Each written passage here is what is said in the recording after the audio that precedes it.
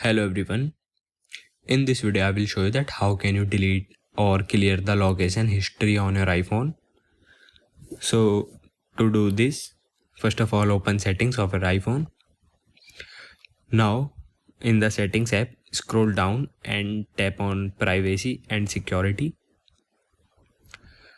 Now under privacy there is first option location services, tap on it. Here scroll down the location services menu until you find system services. Here is system services, tap on it. Now in system services menu, scroll down and find significant locations and tap on it. Here you will find the significant locations of your iPhone.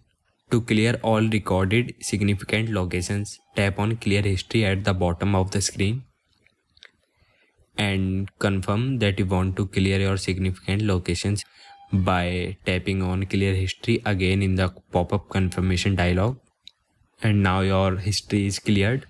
By following these steps, you will clear the significant location history of your iPhone.